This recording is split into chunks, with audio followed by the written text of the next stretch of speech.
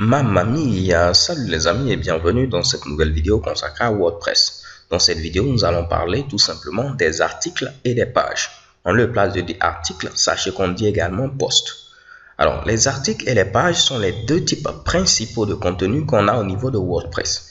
Et comprendre les différences et les similitudes qu'il y a entre ces deux types principaux de contenu va nous permettre de pouvoir créer un site web qui sera mieux organisé. Donc ne perdons plus de temps et tentons de voir la différence qu'il y a entre les articles et les pages. Les articles, c'est tout simplement le contenu que vous allez publier fréquemment, ce qui va changer. Donc si vous avez par exemple des actualités que vous publiez au niveau de votre blog, vous avez une nouvelle idée que vous voulez publier, vous avez une nouvelle vidéo à publier, une nouvelle image, c'est le contenu qui sera amené à changer fréquemment. Et vous allez voir par exemple au niveau de TechCrunch, qui est un site web qui traite de l'actualité technologique.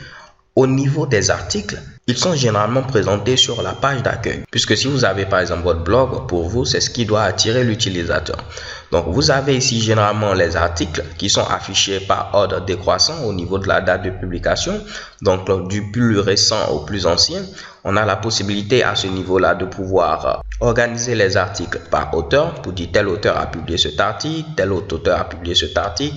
On a la possibilité d'organiser également nos articles par catégorie, rajouter des tags. Par exemple, ici, nous avons un tag éducation. Donc, les tags, ce sont tout simplement, généralement, de petits mots qui vont nous permettre de pouvoir identifier le type de contenu qu'il y a également au niveau de nos articles. On va y revenir plus tard, donc ne vous inquiétez pas. OK?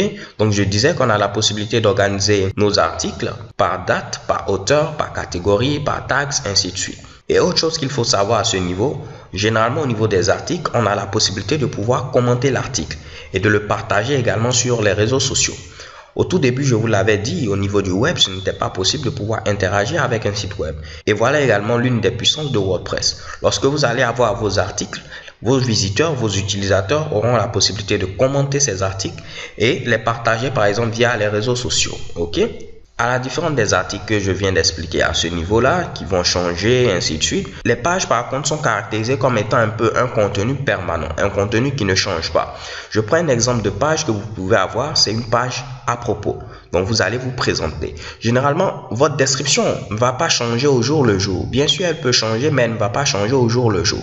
Donc, les pages, déjà à la différence ici des articles, des posts, ce seront à ce niveau-là des contenus qui ne changent pas. Une page de contact, une page about, ainsi de suite. Si on descend tout juste en bas, au niveau ici de TechCrunch, vous avez par exemple une page staff. Et à ce niveau-là, bien sûr, l'équipe de TechCrunch pourra changer, mais ce ne sera pas quelque chose qui se fera au jour le jour.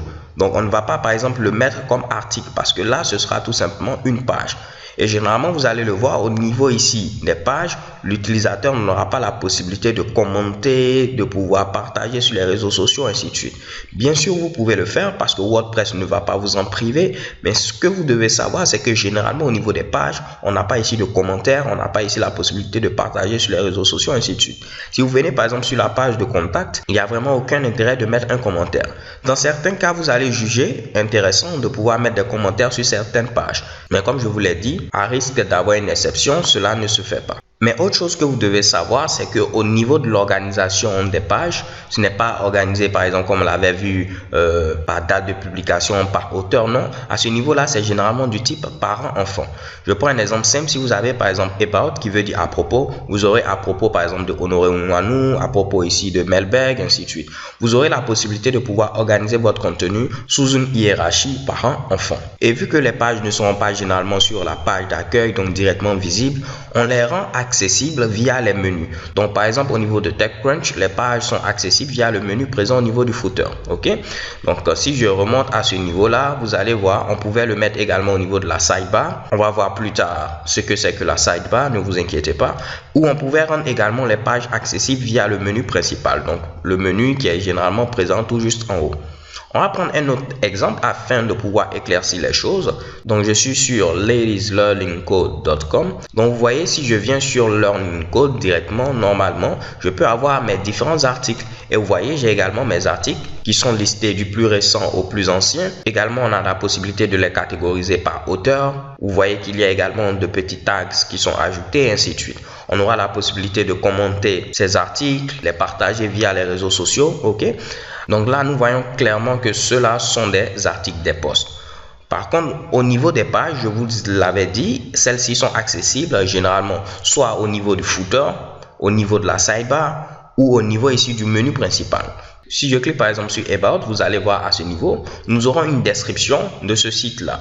Donc, pensez généralement aux pages comme un moyen de pouvoir informer l'utilisateur sur le site en lui-même, pas forcément sur le contenu de ce dernier, ok? Donc les gars, c'est tout pour cette vidéo. J'espère que vous pouvez faire maintenant la différence entre une page et un article. Et nous verrons dans la vidéo suivante comment créer une page, comment créer un article, ainsi de suite. So thank you guys for watching. Don't forget to subscribe and have a nice day. Peace.